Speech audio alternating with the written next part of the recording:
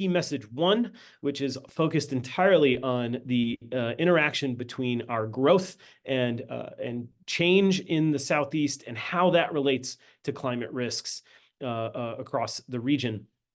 First, we're going to hear from the director of the Fifth National Climate Assessment, and then I'm going to lead us through some of the main points and take-homes of the first key message. I encourage you to follow along or to read up on the chapter afterwards on your own. And then we will be having a panel featuring several really excellent practitioners across the Southeast.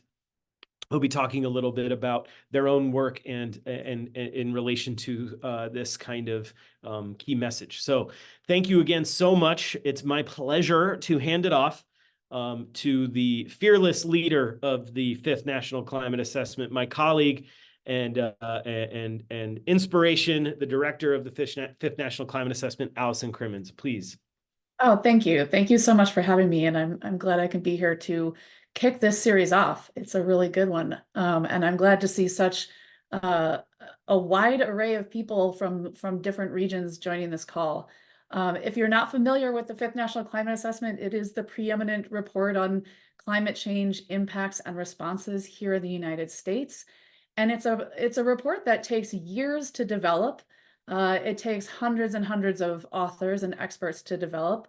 And it's a very large report. And so the people who you're going to be hearing from in these webinars, like Jeremy, have really devoted a lot of their time and heart and energy into making sure that they're writing a report and a chapter that speaks to the needs of you, of the readers of this report. And the Southeast team had quite the challenge because, as I'm sure Jeremy will tell you, it's quite a large region. Even just in the chat, you can see how many different places are included in the Southeast. And I just wanted to, really praise the Southeast chapter team. They took on this challenge with a lot of enthusiasm and right away gave some really careful thought about how to make sure they were creating what the people in the Southeast needed. So really thinking through the public engagement process and how to incorporate the input and feedback they heard from the people living in the Southeast. So you are in for a treat. If I can give one more note of praise, I will also say that the Southeast chapter is really rich with beautiful figures. And these figures tell a really nuanced story. And so I often use the figures from the Southeast chapter when I'm giving presentations because they do such a great job of pulling together the science and the social science, the physical science, the people, what it's like to actually experience these impacts on the ground and what it means for the Southeast. So with that, I will turn it back to Jeremy and just say you are in for a treat. Thank you so much for having me and good luck with the rest of your series. Thank you so much, Allison. And it really we couldn't have done it without you. And certainly this webinar wouldn't have been possible without the collaboration of our friends in the Carolinas, RISA, Kathy Dello at the State Climate Office of North Carolina, the Southeast Sustainability Directors Network, the Southern Environmental Law Center, and the Southeast Climate Adaptation Science Center. So thank you to all of our partners in making this possible. It really does take a village to do this kind of thing, and we're very fortunate across the Southeast to have many folks to lean on in this case. So I wanted to also highlight again, if we have 3 more webinars in this series, and we'll be spending time on each one of our key messages. And so I thought I would start with a little bit of background on what the Southeast chapter did as far as the public engagement, kind of set the table around like how did we produce what you see on the NCA 5 website, which you can access via nca2023.globalchange.gov. We are chapter 22. We had a absolutely fantastic team of authors and then over a dozen technical contributors and a very extraordinarily talented review editor that we really owe a lot of this to. I'm fortunate to have had the leadership of our federal coordinating lead author, Steve McNulty, who's at the USDA Forest Service, Just it's interesting, as this was my first time being a chapter lead, and Steve had been doing work on climate assessments since before, or he had just started his career around the time that I was born. So having that kind of leadership and experience to help guide me through the process and be there, I really value his presence on the chapter. And then, our chapter authors represent federal agencies, federal research centers, as well as universities across the Southeast. And we're just so fortunate to have had such a diverse and dynamic team representing all levels of career status, in career level and geography as well. So we're very, very fortunate to have had the opportunity to lead the Southeast chapter. And so where does that kind of fit? I just want to make sure that we tip our hats to the rest of the NCA 5.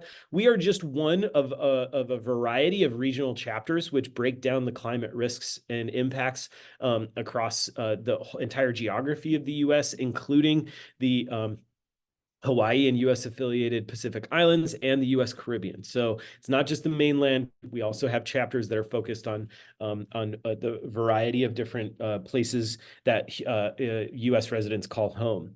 Now, I also draw your attention, there are a variety of national topic chapters that can find virtually any way to connect to your personal work, regardless if you're in things like housing or transportation or agriculture. There's a chapter about that, and so I encourage you to go take a look at the wide variety of information that has been summarized for the National Climate Assessment, including 2 new chapters focused entirely on an economics chapter, which is our third key message. And so you'll see some of that content in specific to the Southeast in not February, but March 2024, and then a social systems and justice chapter, which we had the very fortunate ability to work through and understand some of the factors that they were going to be examining in their chapter. And they actually cite the Southeast, and much of our discussion, especially around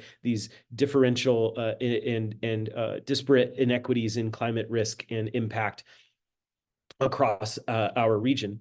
Now, there are also some really cool focus on things that focus on a compound extreme events, or like when one extreme event is closely followed in time by another, like a hurricane knocking out power and then having an extreme heat wave immediately following. That's really relevant to the Southeast, where we have a high reliance on indoor air conditioning, and then a variety of prevalence of that accessibility to that across the Southeast. So I encourage you to go take a look at this focus on stuff. The Western wildfires is another one that impacts us here in the Southeast. As many of you may remember, we had some of the most dramatic sunsets and some of the worst air quality that we've experienced in the Southeast in the last several decades, due to wildfires that were occurring in the western part of the U.S. and in Canada. So things that can happen far away in space can have direct impacts on the health and climate impacts of people that live in the Southeast. So I encourage you to go explore the entirety of the report. I also encourage you to take a look at the atlas. You can actually access the data sets that form some of the basis of the figures that you see in our chapter.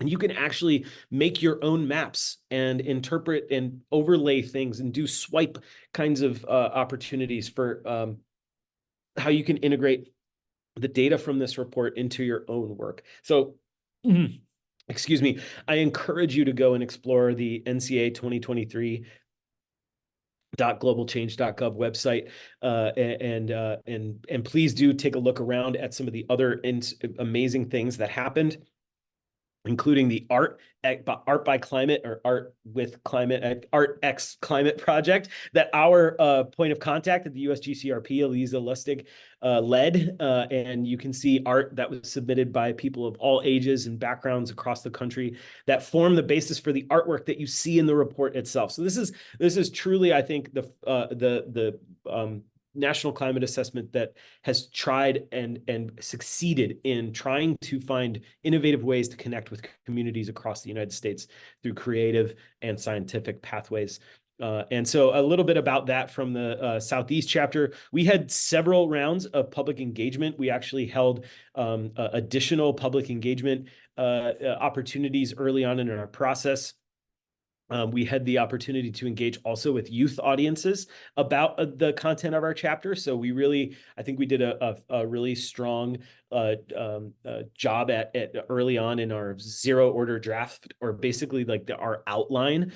We did this really an interesting exercise where we asked the people who were in the audience to tell us, if you were the chapter author team, what would you write about? And so we heard about that from 4 different audiences of, mostly adult audiences and a youth audience that had hundreds of participants. So we were really fortunate to have this really great kind of exercise of, flipping the process around. And I think some people are actually excited about being able to say, like, these are the things that I care about the most. If you had like 5 topics that you could talk about in a 10,000 word essay, what would you do?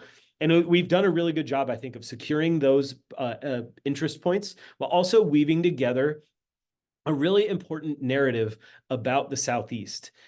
Because I think what you'll see right away from the beginning of of the chapter is that we are, talking about the differences between place and people, and how climate change disproportionately impacts individual communities, individual places across the Southeast more acutely than others. And we frame the entirety of our introduction around the history of the Southeast, which is that the patterns of environmental risk and climate impact in the Southeast directly relate to the history of that place. From centuries of policies that were put into place that would privilege individual groups over others. And that directly relates to climate exposure in the present day, whether we're talking about things like redlining in the 1930s, or patterns of urban renewal in the 1960s, or the disenfranchisement of entire groups of people through the institution of slavery. All of those, the historical things, lead to the integrated result of disproportionate climate risk across the Southeast, with that befalling communities of color and lower income communities disproportionately. So if you read our introduction, I think you will see right away that we are focusing and weaving this story of present day inequity superimposed on future impact throughout the chapter. And so that forms a large part of what we talk about in our regional growth increases climate risks key message. Now, we also frame this around, we're not going to kind of relitigate some of the climate trends that you can read about in other chapters, like the first 2 chapters of the NCA 5. And virtually without exception, everything that was reported in previous NCA 5 or NCA Southeast chapters has just continued apace. There's virtually no change in the interpretation of particular trends related to climate indicators. In fact, our knowledge has gotten more detailed about when and where to expect particular impacts, which makes a big difference in this particular key message. Now, what you'll see throughout this regional growth increases climate risks discussion is really focusing on a variety of important things, juxtaposing that the Southeast is growing, it has grown, and it is expected to continue to grow.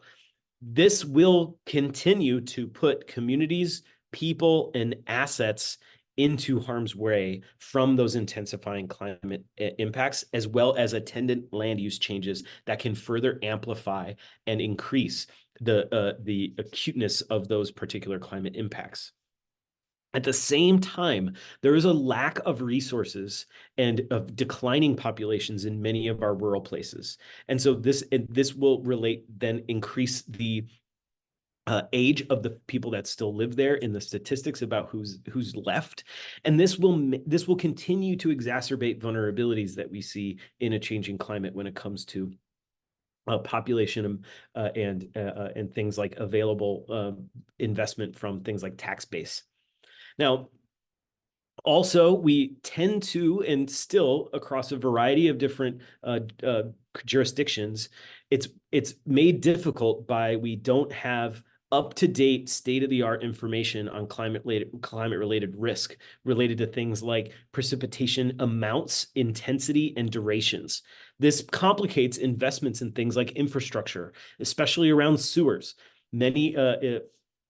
There are many combined sewer systems still in the Southeast, and then coastal communities have the addition of encroachment from the sea, as well as problems with investing in these sorts of infrastructures as well. So while we have a lot of adaptation plans and planning in place and ongoing, we're lacking from the ability for our decision makers to access this really highly state-of-the-art information.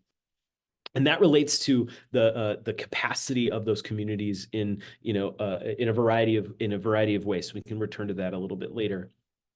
And then finally, the adaptation plans that do exist and those that incorporate the most up-to-date information tend to be concentrated in wealthier communities across the Southeast, including in the major metropolitan areas. And that means that we have these rural populations that are losing population. We have under-resourced communities that have a legacy of underinvestment and marginalization. We have communities of color that have continued to feel the impacts of repeated periods of disinvestment, and then now in the present day might be being displaced to areas of lower resilience through inadequate housing policy to remain in place, and as well as our tribal nations and indigenous peoples continue to be at a growing and disproportionate risk. So that is the kind of sweeping scope of our key message one. But you will see there is such a rich discussion about particular things that we've learned over the last 5 years since the last NCA. And so I encourage you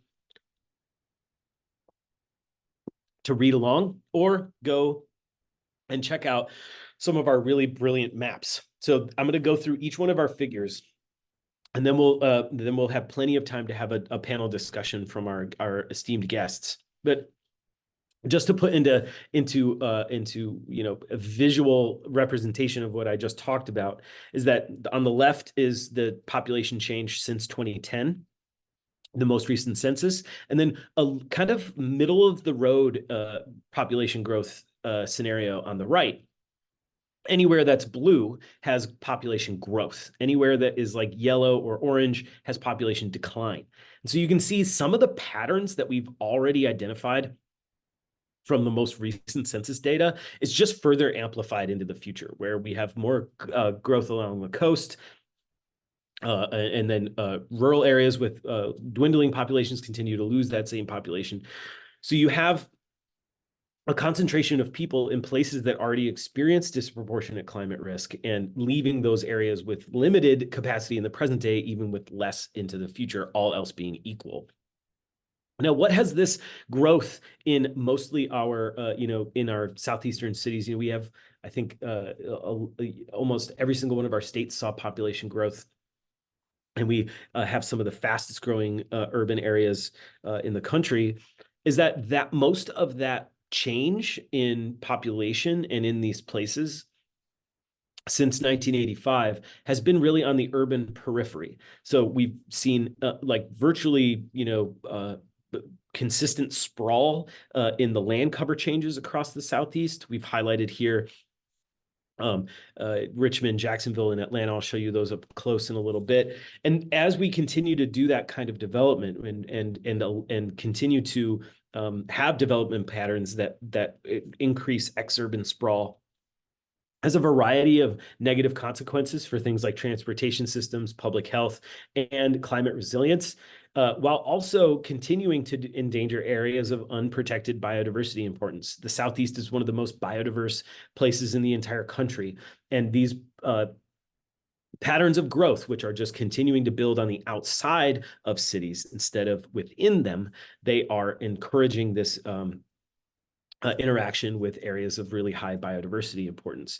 And so, and one interesting conclusion of this kind of area of the discussion is that in the Southeast, we had more versus any other region, we had more forested land cover change to developed land cover than any other region in the entire country. We lost the equivalent of almost 2 million football fields worth of forested land to development since 1985. So this is almost all on the urban periphery again. And so spreading out resources and systems has an impact then on things like our resilience to extreme weather events such as hurricanes. So we talk about our billion dollar disasters by state on the left. Many of us across the Southeast tend to have some of the highest frequency of these billion-dollar events, simply because we're uniquely positioned geographically to experience hurricanes and tropical cyclones, which are, by most accounts, we go through a variety of different recent trends related to hurricane conditions, things like their intensification, their speed over which they travel, their rain intensities. And we've updated through 2022 the landfalls that have occurred specific to the Southeast and hurricanes that made landfall either as a tropical storm or all the way through the different categories. And so we frequently experience these very costly weather-related disasters, which are being amplified by the climate change stressors. And so if we have continual outward growth and paving over of these natural landscapes, these sorts of weather-related disasters continue to be then spread thinner over the course of that same area. So it's known as like the expanding bullseye. And we go into more detail about that. Now, also, we know that the threats of the present in things like flooding tend to disproportionately affect households that can't, adapt to those stressors. We also know that patterns of future risk related to flood-related annual losses here on the right tend to be concentrated along the coast, but in some areas where we currently have very high numbers of rental housing units, which tend to be lower income individuals and families in a variety of different kind of lower or higher vulnerability subgroups. And those are the most precarious types of housing when it comes to things like weather-related disasters. So you can see some of the overlap between areas where we might expect relatively more flood-related annual losses versus where we have currently a lot of high-risk rental housing units. And so protecting and increasing the resilience of rental housing is one of the things that we highlight as one way to start to address some of these underlying inequities in places that have lower income communities and lower regional capacity. And we also highlight changes and updates to our understanding of patterns of sea level change. Now, you could write an entire report about the Southeast's interaction with sea level rise. And in fact, there was. And so there's a really high resolution update to our understanding of sea level rise. So we give it a big paragraph. We highlight how there are differences across geography for a variety of different reasons. Differential land movement from things like water extraction, or in the case of, like coastal Virginia, we have isostatic rebound. We also have oceanographic differences between the Gulf and the Atlantic coast. And so we have very wide geographic variation in the expected amount of sea level change by the mid-century. That's really complicating our ability to plan for those sorts of stressors. Now, also, there are some other external forces that might drive higher risks of flooding earlier than what is projected by regional sea level curves. So I encourage you to go in and read through that section of the key message if you work in a coastal region, because there might be specific data relevant to your community that might be there. We also link to the places where you can find more information if you need to. For example, though, we highlight the current and future high tide flooding for the city of Jacksonville, Florida, excuse me, which we also highlight in that land cover change as well earlier in the chapter. The areas in red experience what's known as high tide flooding in a minor flood stage. Now, the yellow areas are where we have the major flood stage. And recently, major flood stages in places like Jacksonville are only really reached during hurricane conditions. But even just simply because of the change in sea level, major flood events, so the areas in yellow on the left side, could be 5 times more likely under an intermediate high sea level rise scenario. So that's not even the highest range.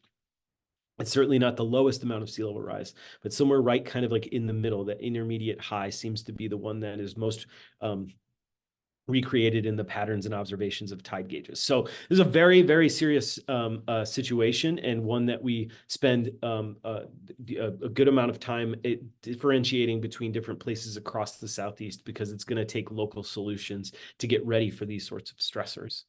Now, we also provide then a bunch of instances and different techniques and strategies at hand that we have for adapting to these threats in the Southeast, many of which are actually already occurring across the Southeast. So the last part of our chapter is really focused on trying to identify places where there's been success.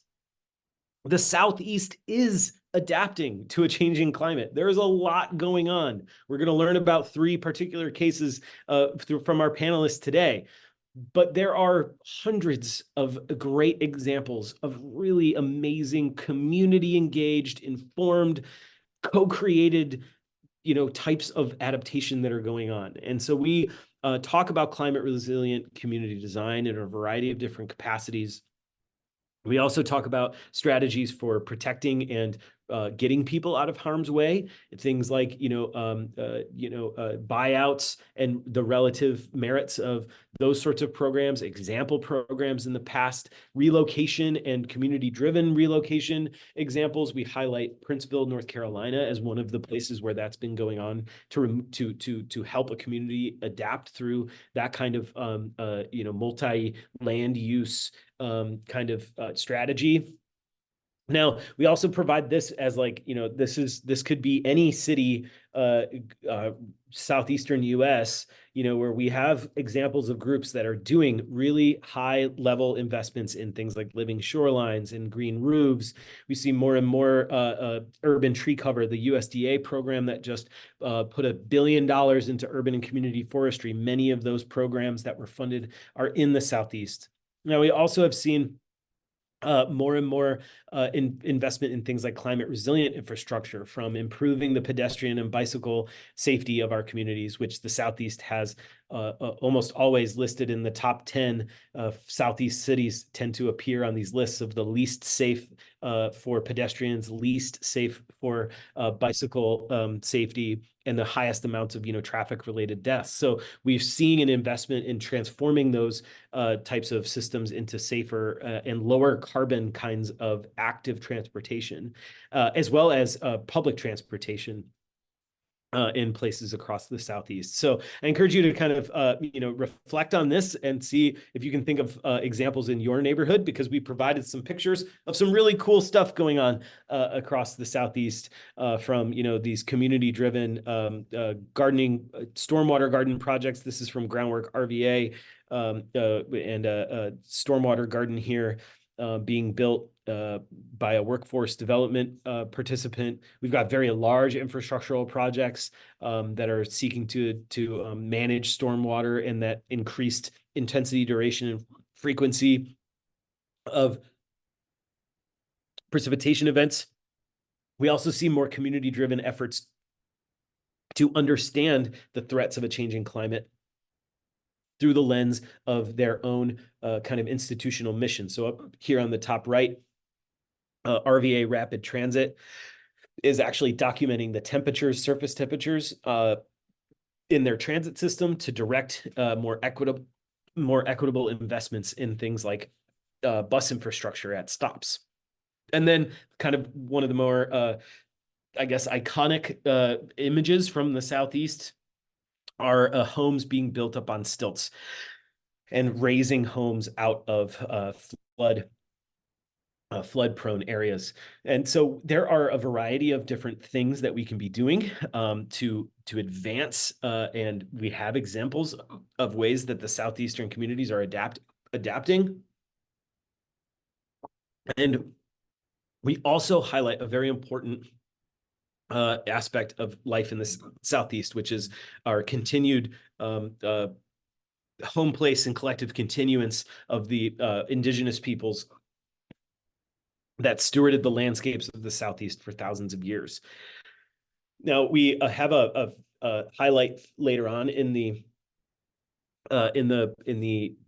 narrative where we talk about River Cane, but in this key message and in the introduction, we talk about kind of the cultural importance of maintaining this idea of collective continuance, while also updating kind of policies to better serve indigenous peoples and indigenous communities across the Southeast. And one of these is in box 22.2, where the Gullah Geechee Cultural Heritage Corridor actually authored the case study and provided this information to us.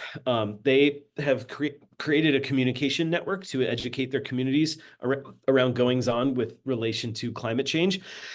They also helped and directed FEMA to update policies that were making it really difficult for heirs property owners to apply for and receive funding to recover from climate-related disasters. They did this in collaboration with families in the corridor and actually got them in place before the hurricane season, which then impacted them in a variety of ways. And so they continue to identify unique community nature-based solutions for those climate stressors in the corridor. And I'm actually thrilled that we have someone as part of our panel that works on heirs property issues, because I'm excited to have a discussion a little bit more deeply about that. But that's enough about the science. I want to hear from our panelists. So I would invite the panelists to come on camera. We're very, very lucky to be joined today by Casey Calloway, the Chief Resilience Officer for Mobile, Alabama. We also have Zelalem Adefries from Catalyst Miami, and also the Miami Climate Alliance, as well as Alexis Stevens, who's the Director of Outreach for the Center for Heirs Property Preservation. What I would like to do first is to invite our panelists to provide a little bit of an introduction about themselves, maybe tell us a little bit about your work, how you interact with climate-related information in the Southeast. And then I have a series of questions that I'd like to ask each of you, and then kind of open the floor to question and answer time from the audience. Does that sound okay? All right, since we are first in on the list, Casey, why don't you introduce yourself, and then we'll go through the other panelists as well. Sure. I'm Casey Calloway. I'm the Chief Resilience Officer for the City of Mobile, and I've been in this position for a little over 2 years. And I have, or almost 3 actually, spent 20 plus years before that working as your Mobile Baykeeper here in Mobile, Alabama, and really statewide, and have been actively engaged in environmental advocacy work for all my career. Wonderful. Thank you for joining us. Zelalem, would you like to introduce yourself? Yeah, absolutely. Good morning, everyone. I'm Zelalem Adefris. I'm the CEO at Catalyst Miami, based here in Miami-Dade County, Florida, and I'm also a co-chair of the Miami Climate Alliance.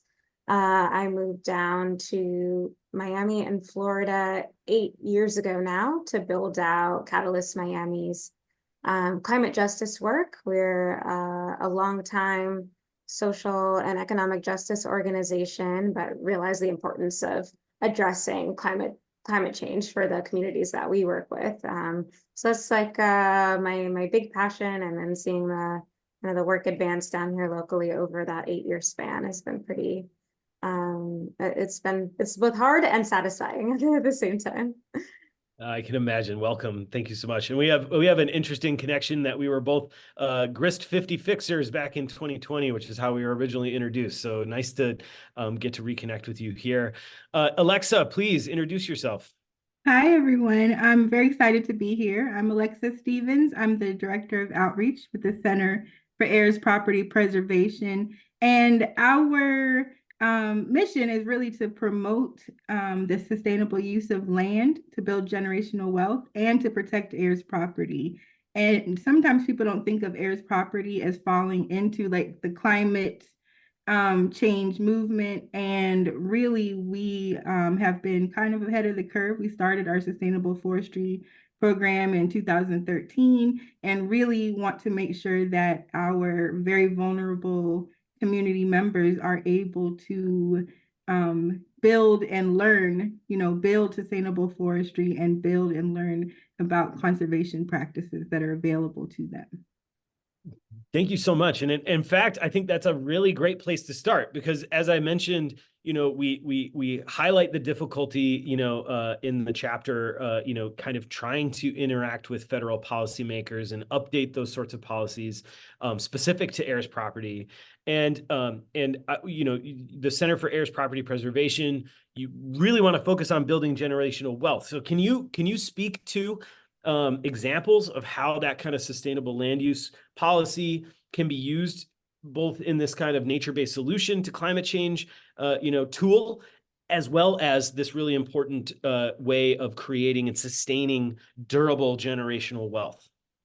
Yeah, sure. So maybe I can start with just really briefly explaining what heirs property is. So when we're talking about heirs property, we're talking about land where the owner on record, so the deed is in the name of someone who passed away more than 10 years ago, that property was not probated, they most likely did not have a will, and no appropriate legal action was taken. And so that leaves the property with no clear title. So there's families, the families become heirs, there are heirs that have what we call like a share or a percentage of the property, but it's not like a pie where you get a piece of the pie. It's really shares and joint ownership. And when you have that type of property, it can become a liability rather than an asset. It's difficult to enforce your rights against others. You can't get a mortgage on the property. There's often unfair sales prices, forced sales, predatory development, all of that. So thinking about when we're talking about regional growth and development and thinking about especially Charleston, the Low Country, we're a very coastal area, and thinking about when that property was first purchased, it wasn't necessarily an area that people wanted to develop. But now with changes in technology and all of that, people are wanting to build there. And so you have these families where the ownership is unstable and you have development pressure at the same time. So what we have is actually the center, we have attorneys on staff. So we do direct legal services and we do direct forestry services. So there's plenty of families in South Carolina where they have large properties that are kind of just sitting vacant. And so one of the things that we want to do while we're also making sure that their property deed is cleared, we also want to show them ways that they can build generational wealth. So we have foresters who do direct service and technical assistance. And oftentimes what that looks like is connecting them with their resources, like from NRCS, National Natural Resource Conservation Service, right? Connecting them with state and government agencies that enable them to build forestry business. So we'll walk them through how to build that business, but also teaching them how you can build that forestry business, make money off of it, build that generational wealth, but also get involved in conservation. So we provide them with opportunities and explain to them how you can do both. You can, establish pollinator plots, you can do wildlife management. There's many things that you can do while also having a forestry business. So a lot of it is the education piece, but more importantly, that direct technical assistance so that families can really learn how to do conservation, how to build forestry businesses, and how to build that generational wealth. Well, and I mean, I think it's so incredible that, like, you know, we highlight the issues and strategies around trying to mitigate wildfire risk in in the Southeast, and that's one of, you know, having the knowledge and awareness and of how to properly and sustainably manage those resources is one great way. And then also this idea of providing this direct technical assistance to areas where there might not be the kind of governmental or, you know, administrative capacity to do that from the like city or municipalities perspective. Right. You're filling a very important role in kind of providing that pathway to knowledge and awareness for the people you serve. Yes, absolutely. And I would add too, making sure that when we're talking about different, you know, forest products, making sure that they are native, right? Using products that are native to the community.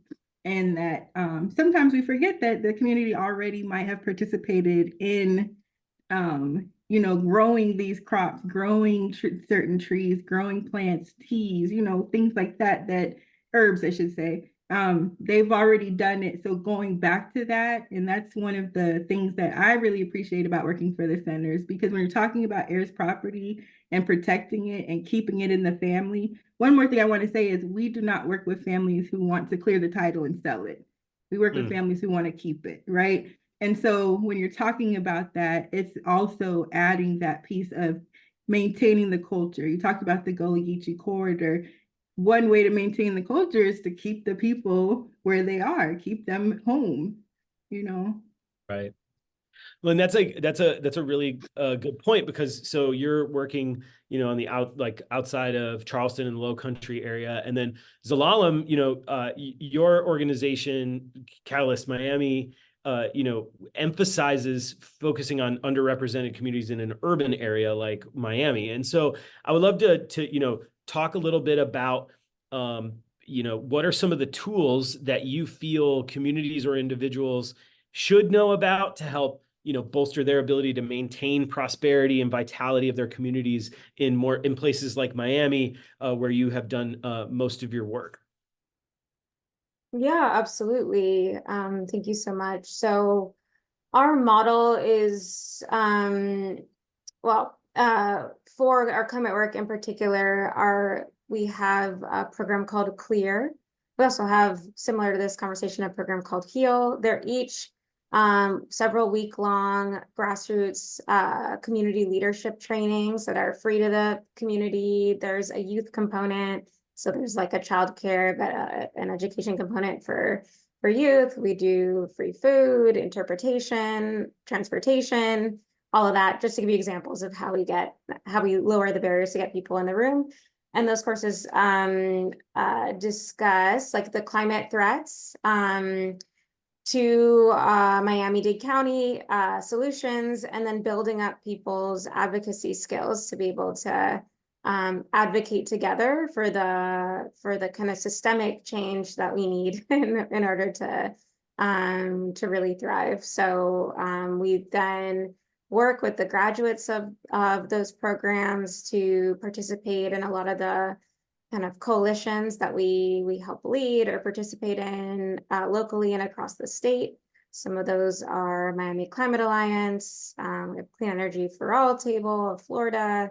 We have Florida Housing Justice Alliance, and from there we go to Tallahassee, which will be going next week, and you know, play defense on policies that'll harm communities. I mean, we've gone to advocate against energy bill increases and for weatherization and conservation that will, you know, lower energy bills in folks' homes and also improve housing stock. There's just multiple benefits there. And I think that's the big thing for us. A lot of climate solutions can provide, if they're thought about from the get-go and in partnership with community members, a lot of benefits to long-time pain points in neighborhoods. I mean, I think of public transportation as like one example where, you know, most of our folks rely on a pretty substandard public transportation system here in Miami-Dade County. And at the same time, you know, transportation emissions from cars, which a lot of our folks don't necessarily, you know, it's hard to forecast and all of that. You know, that's our second, I think, almost, if not number one, or number two, emissions locally. And so kind of addressing that improves access to transportation, access to jobs, all of that, as well as like emissions all in one. So, you know, those sorts of things are the things we advocate for. And we really think it's important that people organize and get organized together with groups in their neighborhoods. I feel like there can sometimes, especially in the climate space, be a lot of energy around like what you can do personally, which is really, really wonderful to make those personal changes. But obviously, we all know on this call that these issues are really systemic, and you make, first of all, you go farther for a issue that is so existential and so heavy and can be so just like hard when you really think about it. Doing it with others like helps you go farther, remain that positivity, and like win more and bigger. So that's really what we suggest, like getting involved locally where folks are organizing. And yeah. Yeah, so that idea of like making yourself, regardless of maybe what your organization's like core mission is, there's a way for you to engage with other community organizations that are really serving these underrepresented and marginalized neighborhoods. And do you have any like kind of best practices, kind of ideas for how someone that might not be of the community to serve organizations or individuals of communities that are disproportionately impacted by things like inadequate transit or extreme heat islands? Yeah, so I often get, I used to get asked quite a bit from other counties throughout the state, that because we also, you know, doing all that policy advocacy, we have like our community members meet directly with our chief resilience officers to inform them on policy. And there's a really good, strong relationship there. And so I often get asked from other local counties, like, oh, we really wish we had a Catalyst Miami in our county that could do that, like help kind of bridge these conversations and things like that. And I try to point out that, you know, we started this work 8 years ago, but before that, we had only worked on climate maybe 1 or 2 years before that. And it was really, through partners and through some of our staff that are hearing from the community about like the impacts of the climate crisis, that we took the impetus as a economic justice organization to start this work. And so all that being said, I think like I know there's probably a lot of government staff on this call, but there are organizations and people out there that might not speak all this climate science lingo, but like deeply understand and can help inform like the solutions that you're trying to put forth to make sure they work for everyone. So I think like you don't have to wait for an organization like ours to magically appear. I think you can really build that. And I often get asked too in our leadership training programs, like, is it hard to convince people that climate is real or whatever? Like, how do you explain this to people? And I have never, like I said, like, you might not know that the, you know, heat has increased by 70 days since 1970 to like 2015 in Miami, like the days over 90 degrees. But like you felt, like everyone in the room agrees that they have felt that.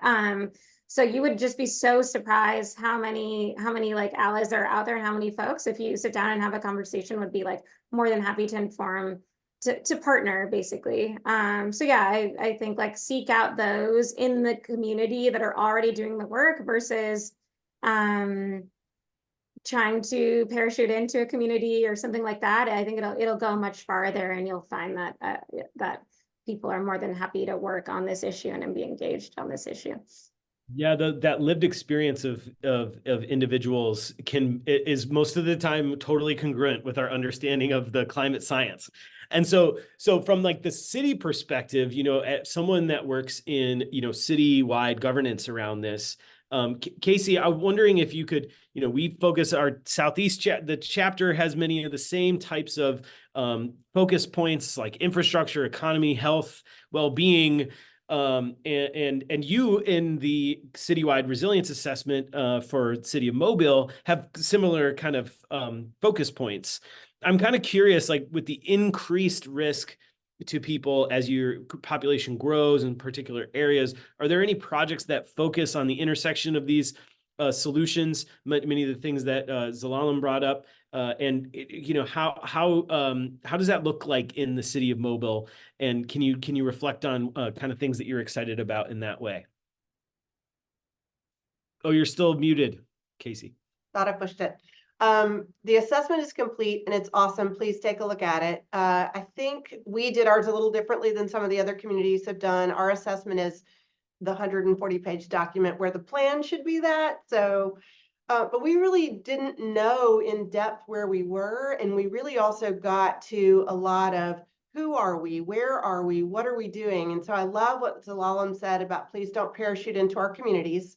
We really started with who is Mobile. Yes, Houston's done a great plan. Jacksonville just finished theirs. New Orleans has a plan, but that's not who we are. The questions every community asks might be the same, but the answers really need to come from the community. I'll also say how important Alexa's work is to our community, because when you look at that red line map of where we put people in the 40s, and you look at where our heirs property is, you look at where we have struggles rebuilding homes, all of them flood prone areas for us. All of them are also high poverty and low life expectancies and all of the things that are just not okay that we know we've got to really focus on. So we're looking at some solutions that are things along the lines of, and again, as I said, we're in the planning process. So collecting the planning ideas is key. And from the community, which is really key. What we are looking at, there are things like the community rating system. We don't have that in Mobile, Alabama, y'all, and that's not smart. It would be an amazing way to reduce flood insurance costs. It would also enable us to get funding to rebuild housing, because if you put a new roof on a house that's currently valued at like 50 grand, you've broken the rules and you now have to rebuild the house from scratch. So that does not help a low-income community member or somebody or an heirs property kind of situation. But and the growth in Mobile, when you look at your maps, Mobile County is the one population absence of growth. There's massive growth all around us. Where we are growing is in our industrial and business areas, not in a bad way, in a good way. Lots of good jobs, lots of good growth. We're the second fastest growing port in America. We are the fastest growing container facility in America. All that land is already developed, so it's not new stuff. But it's all coastal. So if we don't start thinking about sea level rise, and it was really amazing to get all the leadership in the City of Mobile to say, this is the number we are going to set as our risk number. So we have 2 feet by 2040. That is an extrapolation. It's not a model. It's not high-low. It's the center, and it's a real live number. So we are looking at one massive project that I'm writing a grant for right now, to rebuild about 4 blocks deep off the coast or off the river downtown. It was the original port of Mobile in the 1800s. And I'm pretty sure the infrastructure is from that time still. They did find Civil War era pumps there, and just took them out, but they didn't replace it with a new pump. So we got some work to do. We got a lot of flooding. And what happens in this really highly industrialized corridor is the flooding and the that's coming from both sea level rise and also significantly aged infrastructure is mixing with sewage streets, sewer lines, and then it's backing up into the other side, the low-income community areas. So you're getting your industrialized area folks who can complain about it loudly and have the quote connections to do that they can't get to work on a rainy day, can't get there. But what that's doing is also negatively impacting the community behind it hugely, who doesn't frequently have the voice that is needed to get the attention of the city. So, or whoever, hopefully we're doing better, but we're work in progress, I guess to say. So we've got a lot of work to do, but that project is like a $30 to $50 million project. The exciting thing is we're going to do it with low impact design. We're going to do it with green infrastructure. We're going to do it with the smart engineers who are thinking about solutions that are going to last 50 to 100 years. Because clearly we haven't updated this area in 100 years. So we need to make sure it's going to last that long. Lots of good ideas and lots of hope out there. That I would agree with you 100%. And I think, you know, when I reflect on some of the, you know, the really key stories, all of your work shows up as, you know, we're dealing with decisions that were made hundreds of years ago, and the integrated result of those decisions relate to the climate impacts and lived experiences of folks across the region. And the decisions that we make today will echo for hundreds of years after us, you know, and hopefully it's with community in charge, as, you know, with resources being adequately and equitably distributed to lift up and build generational wealth where it's been denied. And it is lasting and accommodates the changes that we are, you know, aware of, and we'll have to, you know, we'll continue to challenge our communities into the future. So I wish we could spend another hour digging into all of your great work. If you would please put your institutional websites into the chat so that people can find your work and emulate your work in their backyards. You know, from here, I would encourage you all to check out their work, dive into it, reach out to them, collaborate, as well as plan on attending the rest of our key message webinars, which will occur every month for the next 3 months. And I think Kathy and the NCSU team has put the link to that page potentially into the chat as well. So please give, if everybody could in the chat, give everybody a round of applause for our panelists. Thank you so much, Casey. Thank you so much, Alexa. Thank you so much, Zelalem, for making time for this. And very, very illuminating. Thank you so much. And thank you again to SCLC and the RISA and everybody that's been involved in putting this webinar on. Thank you so much. And everyone have a wonderful Thursday and a great